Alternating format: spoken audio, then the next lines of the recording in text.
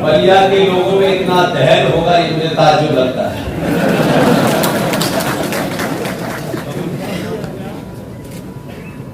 मन से कहा गया जनवरी 2020 से बलिया के अनेक संगठनों ने कोशिश की कि मैं यहां आऊं।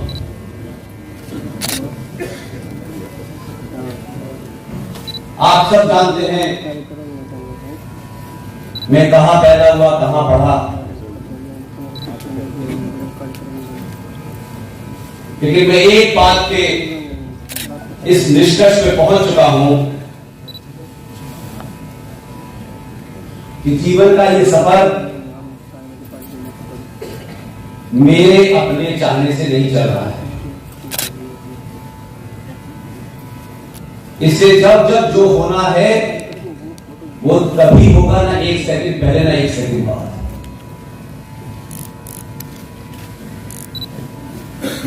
बलिया के बारे में जो भारत की ऐतिहासिक किताबों में पढ़ा गया, एकता मंच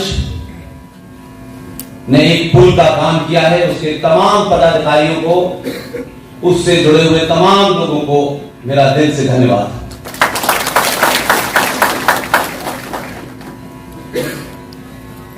बाकी बलिया के लोगन के हम प्रणाम करते हैं।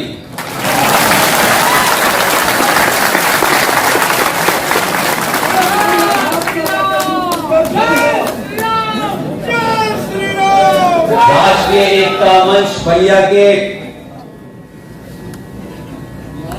आयोजक सचिव श्री करुणानिधि तिवारी जी,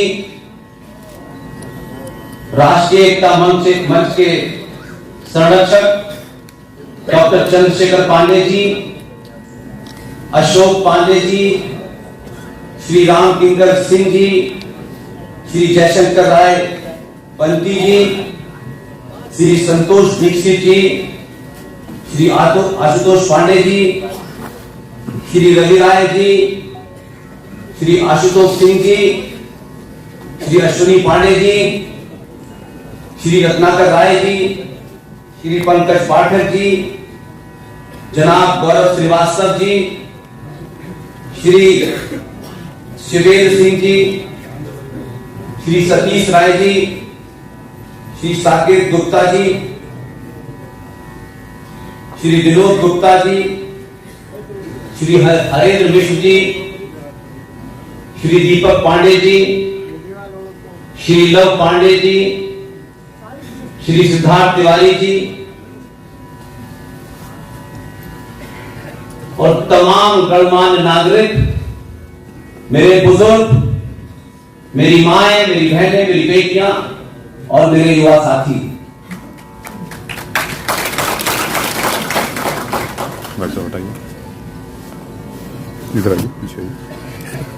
मैं किसी भी मंच से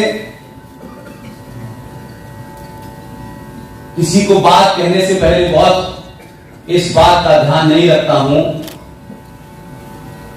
कि ये किसके खिलाफ होगी।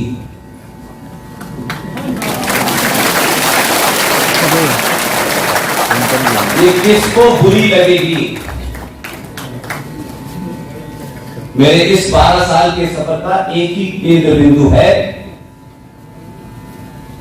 किसी व्यक्ति को बुरी लगे, किसी समाज को बुरी लगे, किसी मजहब को बुरी लगे, किसी को भी बुरी लगे, सिर्फ राष्ट्र को बुरी नहीं लगनी चाहिए।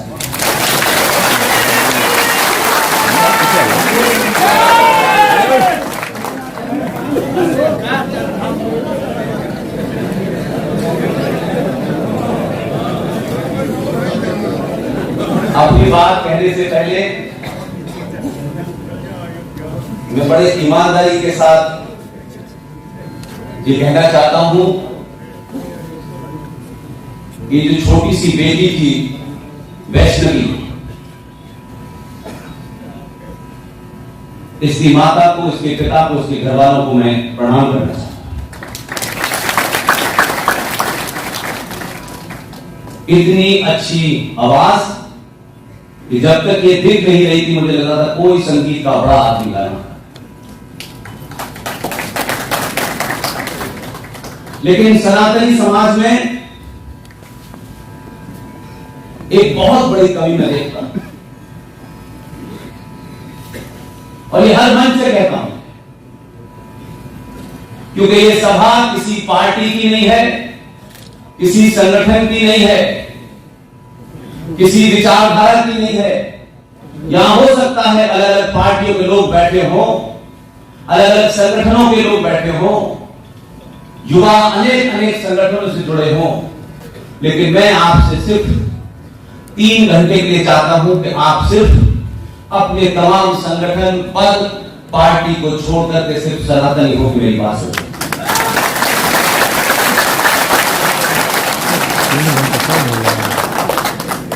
क्योंकि हम पहले और आखिरी सनातनी हैं, बाद में कांग्रेस के हैं, बीजेपी के हैं, आरएसएस के हैं, विश्व हिंदू परिषद के हैं, वगैरह वगैरह वगैरह।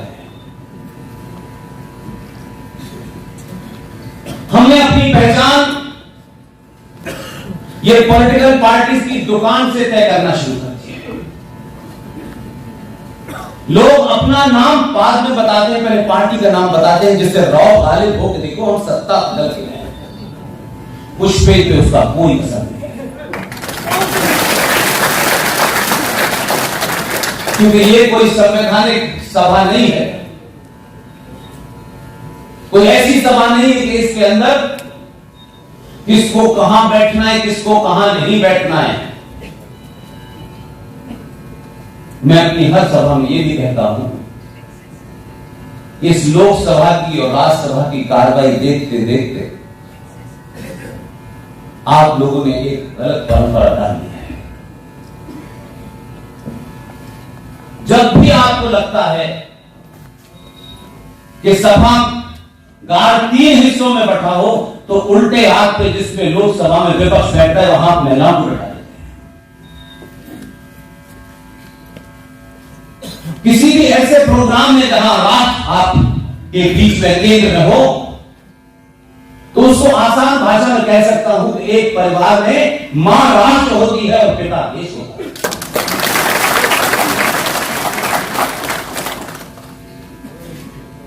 इससे हम देश और राष्ट्र की जब बात करते हैं तो बहुत कंफ्यूज करते हैं, इसलिए कि बोलने वाले को इसकी चिंता होती है कि जो लोग सुनेंगे वो ताली बजाएंगे या नहीं बजाएंगे, मैं पॉपुलर होगा या नहीं होगा। 2022 के भारत में इस क्रांति के दौर में आपको ये चिंता नहीं होनी चाहिए कि आपसे कौन खुश होगा, आपकी कौन तारीफ करेगा, आपका अनुमोदन कौन करेगा। आप अपने स्वयं से बात कीजिए। अगर आप अपने ऊपर गर्व करते हैं तो दुनिया की चिंता छोड़ दीजिए।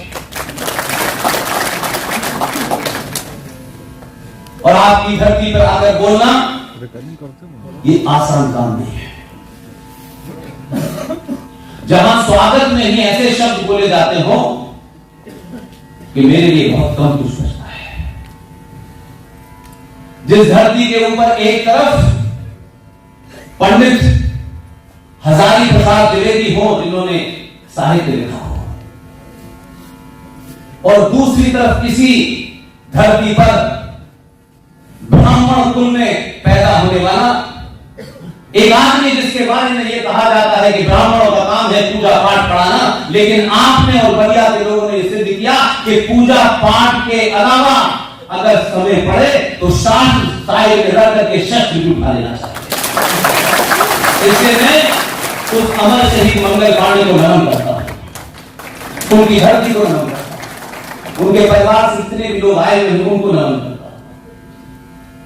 और इसी से लगी हुई एक जगह है जिसने आजाद भारत में, इस तथाकथित आजाद भारत में एक क्रांति शुरू की और सत्ताधारी पार्टी को, जिनको नशा ये हो गया था कि लोकतंत्र द्वारा चुने हुए लोग जब डिक्टेटर हो जाते हैं तो जयप्रकाश नारायण ने उनको जमीन पर उतार दिया।